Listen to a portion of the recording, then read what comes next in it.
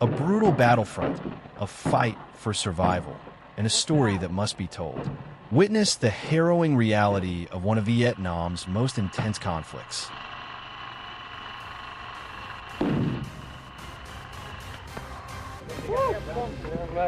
Where is it? We can't reach those big guns, and they just keep dropping in. There's nothing you can do. It's just like being a big bullseye on top of a hill, and you're just sitting there waiting. You can't be safe. You can be lucky. That's it. You can't be safe. You can be lucky. That's it.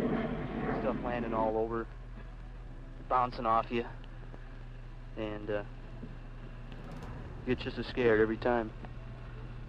And it gets worse. The closer they get, the more they throw. The more you get scared. When you get up, it's a wonderful feeling just to be alive, to be able to walk around after one of those. If I live 100 years, I'll just never, ever be able to tell the story the way it really happened. These young kids who, you just run up to them, and when we were all boxed in, they were all around, and they were all over our perimeter, and we're throwing grenades, and I got pretty close, and just run up to one of these kids and say, Marine, we're going to get out of here, aren't we? And the kid look up to you and say, you're damn right we are, Skipper. Those Marines are talking about a place named Con Tien, an obscure American outpost in Vietnam, as Tarawa, Iwo Jima, and Guadalcanal were once obscure. Con Tien is a bitterly exposed target just 2 miles below the DMZ. American Marines have been under fire there since last May. In just the last 4 weeks, they have suffered over 70 dead, 1,000 wounded. In the next half hour, we shall examine the ordeal of Con Tien. The ordeal of Con Tien. Here is CBS News correspondent Mike Wallace. Con Tien is here, 2 miles south of the demilitarized zone at the narrow top of South Vietnam, 12 miles inland from the South China Sea. It is a desolate hilltop collection of guns and bunkers looking north across the DMZ into North Vietnam. Its crucial importance lies in the fact that it's on a main infiltration route into the south. The loss of Con Tien could help open the way for the estimated 35,000 communist troops now massed in the DMZ area. Its loss would block the construction of that electronic barrier along the DMZ to seal off South Vietnam from the north. But more than that, its loss would give the North Vietnamese that one big, elusive propaganda victory they've been searching for at such a cost in lives. They would prize a victory at Con Tien as a miniature replica of their victory over the French at Dien Bien Phu in 1954. Con Tien is vulnerable. It is the least defensible of any of the American outposts because it's so close to North Vietnamese territory. The enemy artillery, about 100 big guns plus mortars and rockets, can pound Con Tien around the clock with devastating effect. And our ground troops cannot go into North Vietnam to knock out those guns. For the Marines at Con Tien, this is what it's like.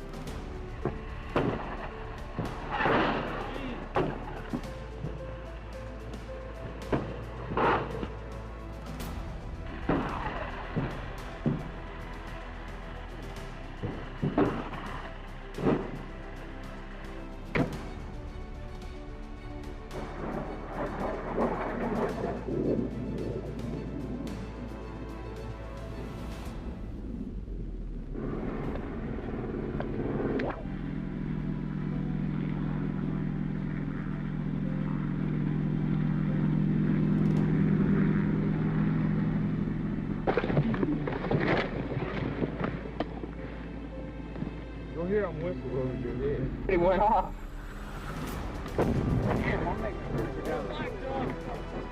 What?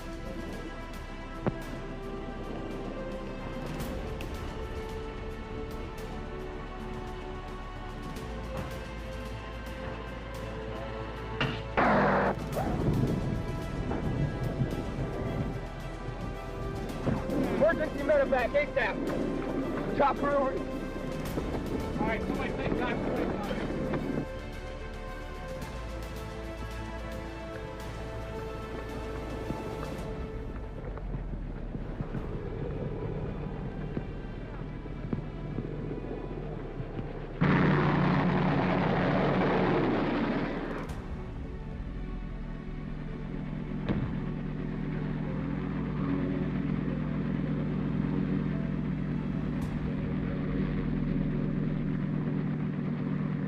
Put your arm around. Thank you. I can hear the radio.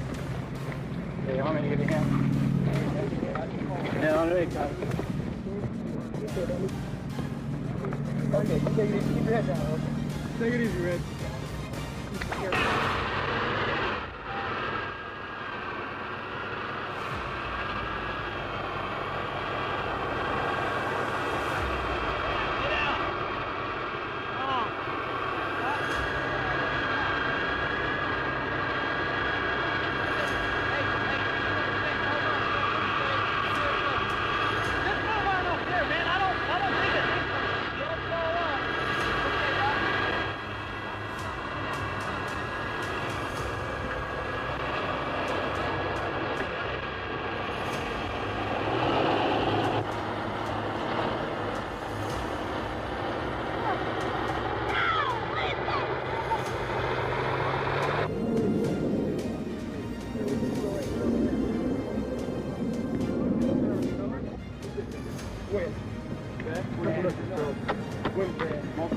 Hey, you want me to call 6 and tell them to get a medevac on the way? Wait a minute.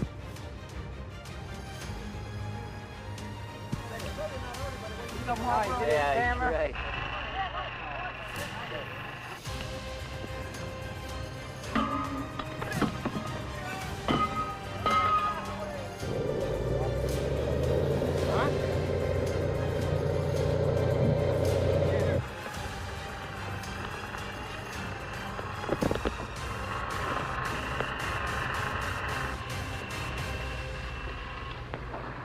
You ran to Ran up. you got boots. Wait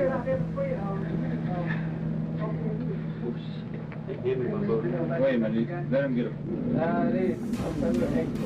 God, my back power this morning. Okay.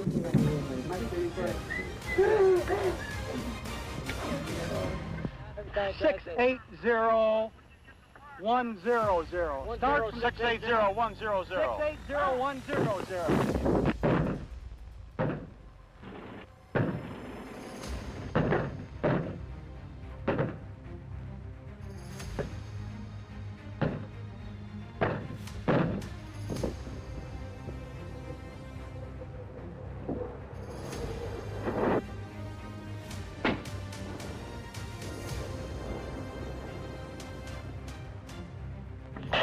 All right, 81 should be able to see that as well. Wave, let's get him on then. Over.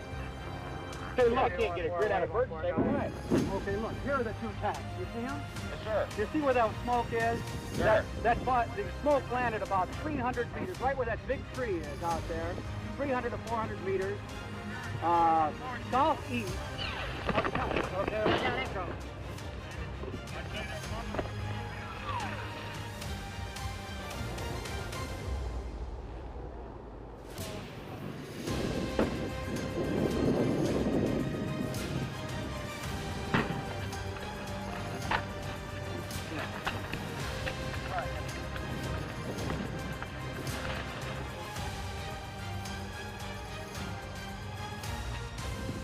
What happened to your squad?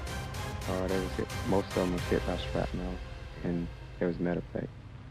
Well, tell me, you came here at full strength, I had 13 men when I came. and it's 4 days later now, and how many are still here? 6.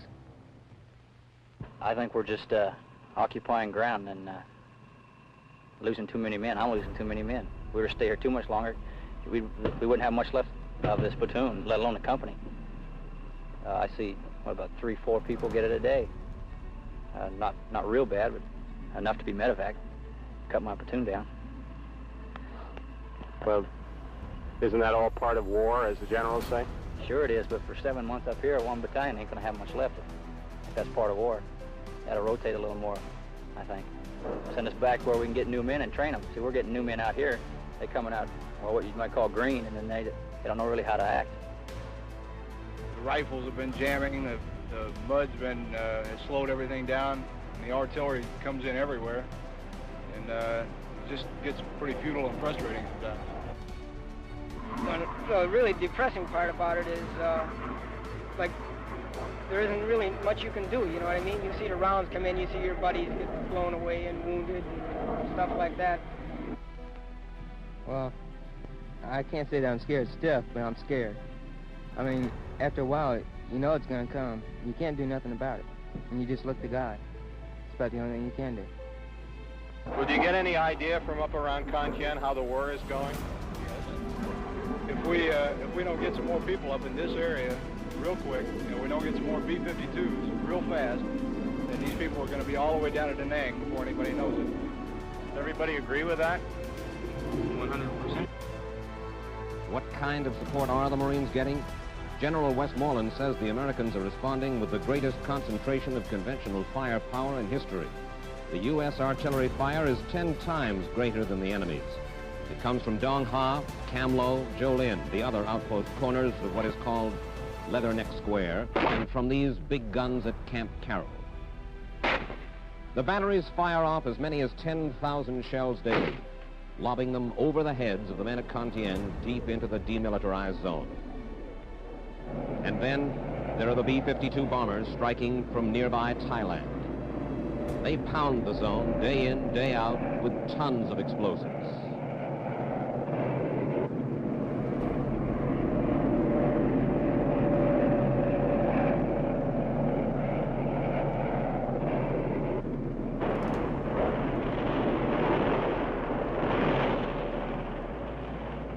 With this saturation, why haven't the North Vietnamese positions been destroyed?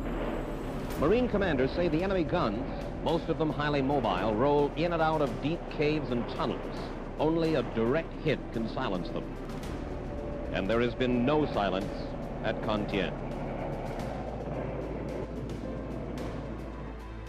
The story of how Con Tien came to be a miniature Korea began last May. The Marines there were in construction battalions clearing strips to help protect against attacks. The outpost was little more than a few trenches dug on a hilltop, still green and unscorched, manned by 300 South Vietnamese civilian irregulars advised by a handful of American Special Forces troops. The few bunkers looked more like temporary homes for the men who were there to operate the graders and earth movers. But they were some protection against occasional artillery attacks. Then things got rougher. On the morning of May the 9th, burning tanks and personnel carriers marked a battle that had begun at 2:30 a.m. and lasted till after daybreak. The hilltop was strewn with dead. 200 of them, like this one. North Vietnamese regulars. The enemy had struck with a force of 1,200 men. Captured enemy weapons were gathered from all over the perimeter. The cost to the Americans in that first battle at Con Tien included 124 wounded. Of these, 110 were Marines, the rest Special Forces men. And there were our own dead, 44 Americans altogether, all of them Marines, the first to fall at Con Tien. For the next few months, there was less action than preparation for action. The Marines had come to stay, to take control of Con Tien from the South Vietnamese. The plan now was to establish a post on the hilltop that could be more easily defended. That meant more bunkers and well-protected gun emplacements. The expectation then was for another ground assault. Enemy artillery was fairly inactive until July, when it got busier. The Americans retaliated with airstrikes. For the rest of July and August, the Marines at Con Tien used their own guns to good effect. The ammunition, an endless supply, came in daily, and it was used up daily. This was the end of a supply lifeline that began in Da Nang and arrived at Con Tien by way of Dong Ha, 6 miles to the south. And there were tents nearby to house a complement that included about 1,000 men. No matter how you look at it, those were better days. There was more time for things like the casual cleaning of weapons. But nothing at Con Tien has been casual since September came. For the first 25 days of this month, Con Tien had to fight back against ground assaults and a sudden calculated escalation of enemy artillery, the most intense artillery barrage of the war. At times, the shouts of incoming could be heard above the noise of our own guns. There has been a slight let-up in the last few days, but Marines still must patrol the perimeter of Con Tien, and for these men the danger is multiplied by the threat of ambush. The kind of war that's going on around Con Tien inspired one young Marine to put his feelings into a poem. When youth was a soldier and I fought across the sea, we were young and cold hearts of bloody savagery, born of indignation, children of our time. We were orphans of creation and dying in our prime. What made you write that poem? Well, just the way things are. The commanders in Vietnam, the men who must decide when ordeals must be borne, look at the ordeal at Con Tien from a different vantage point. We talked with General William Westmoreland, commander of American ground forces, and Lieutenant General Robert Cushman, who commands the Marines there. There have been some questions from outside and in your own command structure, all the way down to some privates I met on Con Tien, about the defense of that outpost, and some who perhaps aren't as confident as the general may be. Well, when you sit in a place such as that and night comes on, you really have to rely upon yourself and upon supporting fires, and naturally the confidence may not be as great as it is back here, where I can see the many forces that can be brought to bear, and which those right on the spot may not be aware. I am confident that we can hold this area, and we have been doing it. Furthermore, from what reports we've had from prisoners and documents, we've been hurting the enemy badly. They have attempted to make it appear that they are winning a military victory. Their target is American public opinion.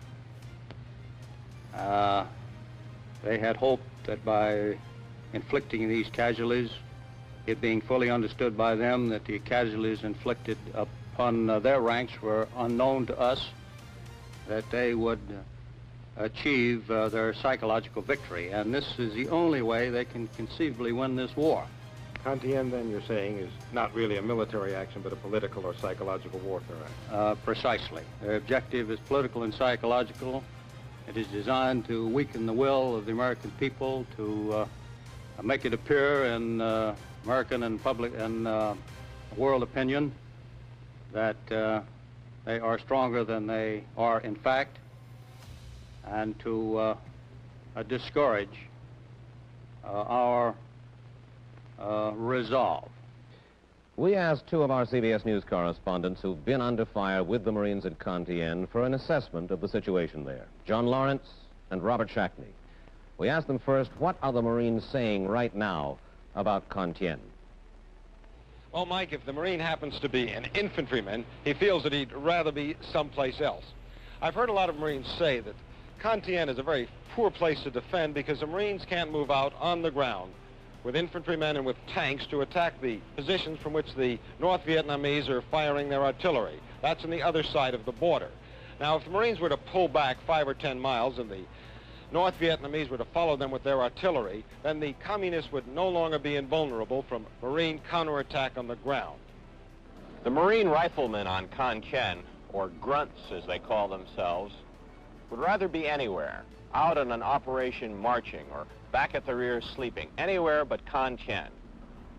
In their simple teenage philosophy, they don't understand the significance of holding on to what you've got, or as it's said in the Orient, saving face.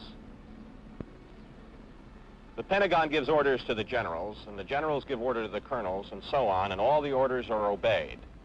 But the grunts don't seem to understand that they're holding Con Tien because of a Pentagon decision to win the war with a kind of modern Maginot line that hasn't been built yet. And what lies ahead for Con Tien in the coming weeks? There's not likely to be much change, Mike, as long as the monsoons last. The heavy rains are supposed to start this month, and they'll last 2 or 3 months, and during that period, it's unlikely that the Marines can reopen the roads.